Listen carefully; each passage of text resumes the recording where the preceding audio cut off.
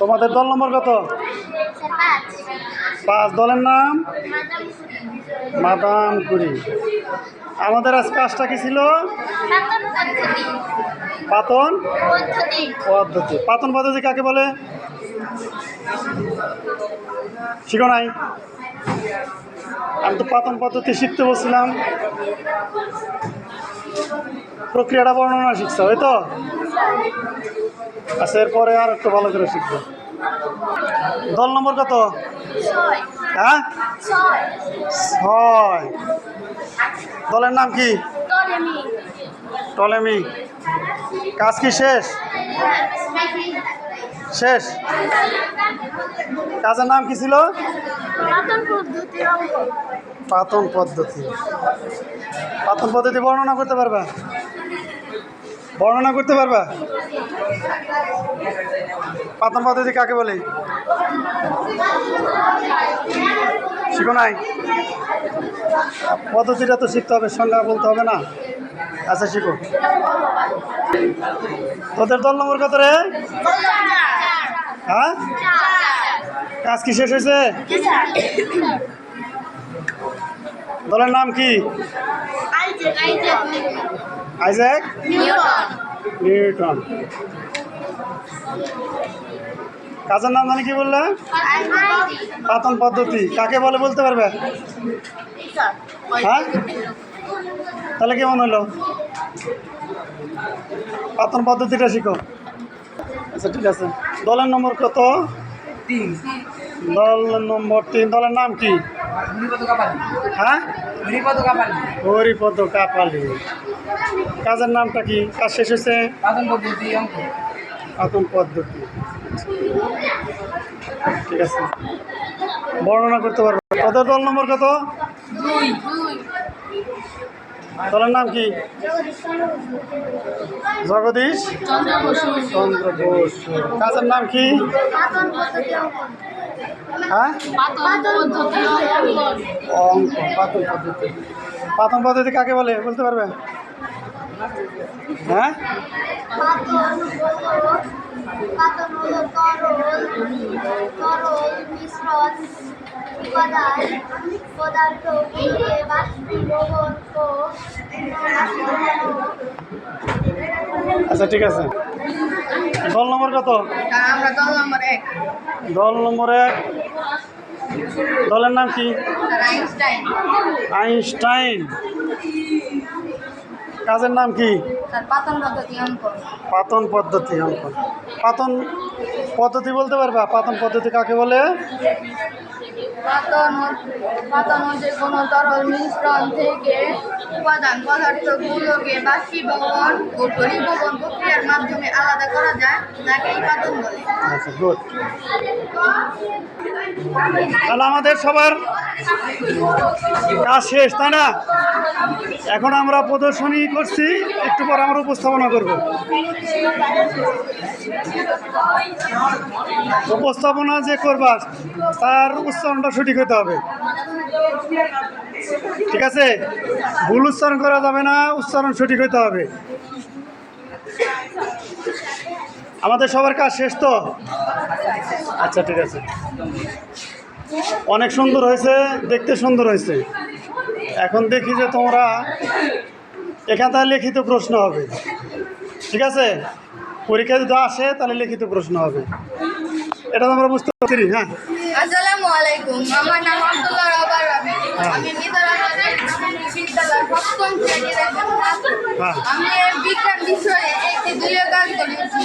কাজটি আমি স্কেল ব্যবহার করবে। হ্যাঁ, উপস্থাপন করব। উপস্থাপনার শুরুতে আমি আমাদের শিখন অভিজ্ঞতার স্লোগানটি বলে দিচ্ছি। হ্যাঁ, শিখন হবে অভিজ্ঞতায়, মূল্যায়ন হবে যোগ্যতায়। আমরা পরিবর্তনের সঙ্গে আসি থাকবো। এখন আমি উপস্থাপন শুরু করছি। দল নাম 1। দলের নাম আইনস্টাইন। রোল নম্বর বলতে হবে না, কাজের নাম বলো। বিজ্ঞান দলীয় কাজ। কাজের নাম হচ্ছে পাতন পদ্ধতি অঙ্কন। 1। সমুদ্রের পানিকে ফোটানোর ফলে বাষ্পীভূত হয়ে যাওয়ার পর লবণ অবশেষ হিসেবে থেকে যায়। 2। ট্যাপের ঠান্ডা পানি শীতকের মধ্য দিয়ে যাওয়ার সময় নালটিকে শীতল করে। ট্যাপ থেকে আসা ঠান্ডা পানি শীতল। বাধিত পানি। 3। শীতকের মধ্য দিয়ে যাওয়ার সময় ঠান্ডা পানিতে পরিণত হয়। এটা হচ্ছে আমাদের পাতন পদ্ধতি। ভালোভাবে পরিশোধিত ট্যাপের বা নলকূপের পানি পরিষ্কার অবস্থায় পাওয়া যায়, যেখানে ভাসমান বা অদ্রবীভূত কোনো কণা থাকে না, কিন্তু এটি ছোট বা বিশুদ্ধ নয়।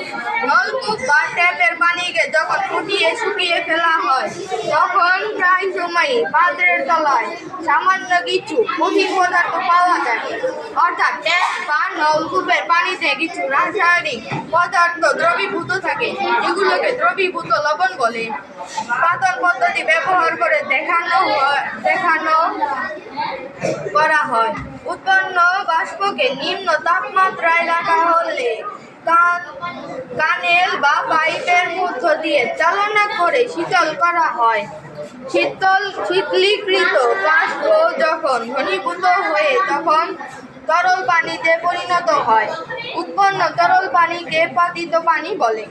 সমুদ্রের লোনা পানি থেকেও এই পদ্ধতিতে বিশুদ্ধ পানি পাওয়া সম্ভব, কিন্তু এটি অত্যন্ত ব্যয়বহুল এবং এতে অনেক শক্তির অপচয় হয় বলে এই শক্তিকে সমুদ্রের পানি থেকে খাবার পানি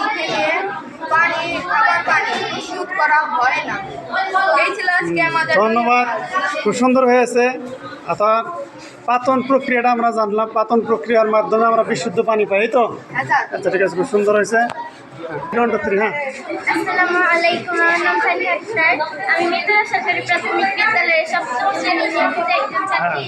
আজকে আমাদের বিজ্ঞান বিষয়টিতে একটি দলগত আলোচনা হয়েছিল, এখন আমি তা উপস্থাপনা করতে যাচ্ছি।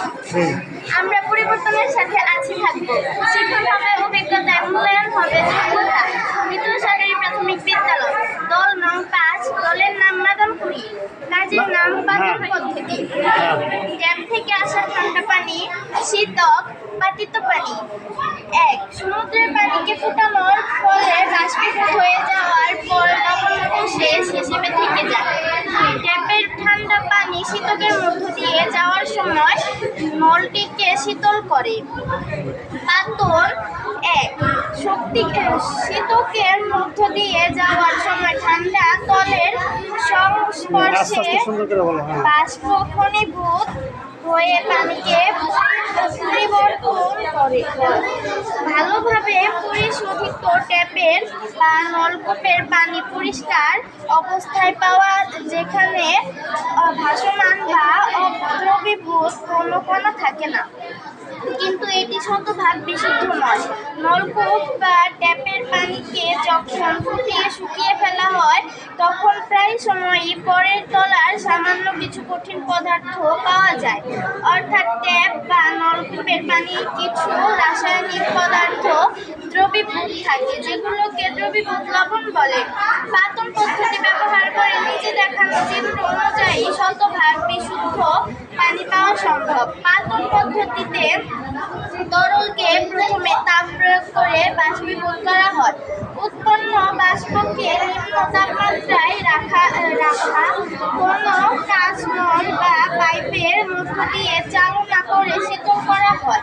শীতলীকৃত বাষ্প তখন ঘনীভূত হয়ে তরল পানিতে পরিণত হয়।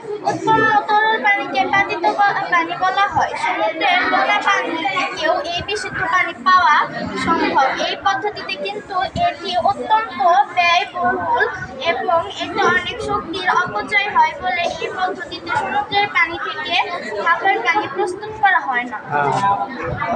বোঝা গেল যে পাতন প্রক্রিয়াটা একটা ব্যয়বহুল, তাই না? বিশুদ্ধ পানি পাইতে হলে এখানে অনেক অর্থ উপার্জন করতে হয়, সত্য অপচয় হয়। খুব সুন্দর হয়েছে উপস্থাপনা, ধন্যবাদ। আসসালামু আলাইকুম, আমার নাম রায়ান শামসি জুই। আমি এই বিদ্যালয়ের সপ্তম শ্রেণীর একজন নিয়মিত ছাত্রী। আমাদের বিজ্ঞান বিষয় থেকে খুবই গুরুত্বপূর্ণ একটি কাজ দেওয়া হয়েছে। সেই কাজটি ছিল পাতন পদ্ধতি সম্পর্কে বিস্তারিত। আমার দল নং 4 এর পক্ষ থেকে আমি আমার এই দলীয় কাজটি উপস্থাপন করব। আমার দলের নাম আইজাক নিউটন। পাতন ভালোভাবে পরিশোধিত কাজের নাম বলো। পাতন পদ্ধতি। আপনি পদ্ধতি চিত্র ভালোভাবে পরিশোধিত ট্যাপের বা নলকূপের পানি পরিষ্কার অবস্থায় পাওয়া, যেখানে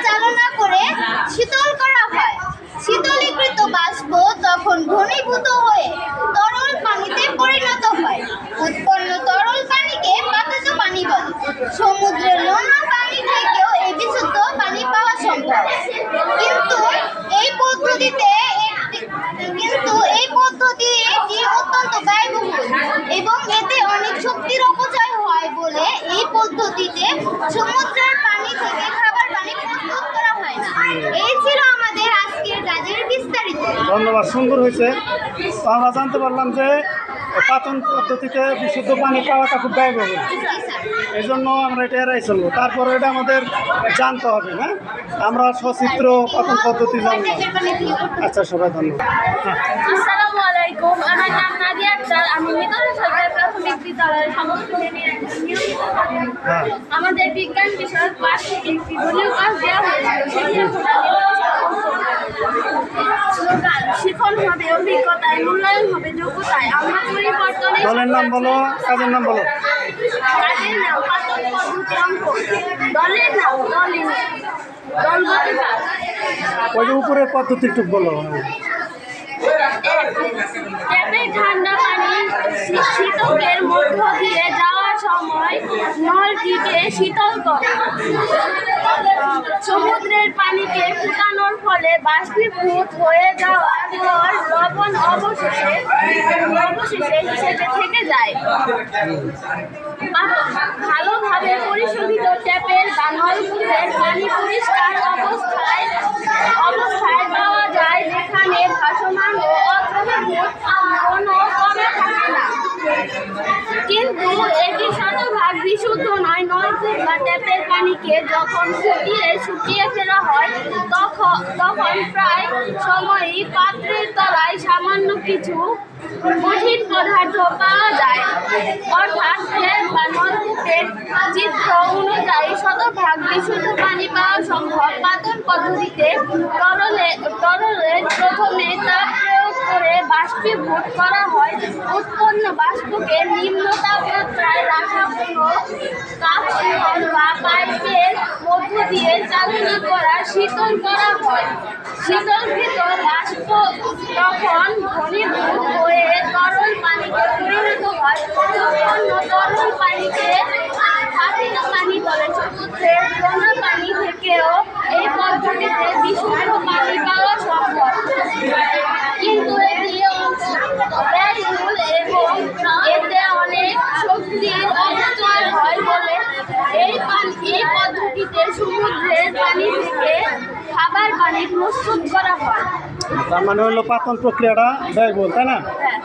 আচ্ছা, আমরা পাতন প্রক্রিয়াটা সচিত্র জানলাম। সবাইকে ধন্যবাদ, খুব সুন্দর হয়েছে। চিত্রগুলা খুব সুন্দর হয়েছে, উপস্থাপনাও অনেক সুন্দর হয়েছে। আশা করি পরবর্তীতে আমরা আরও ভালো কাজ করব। আজকে এই পর্যন্ত, সবাইকে ধন্যবাদ। আল্লাহ হাফেজ।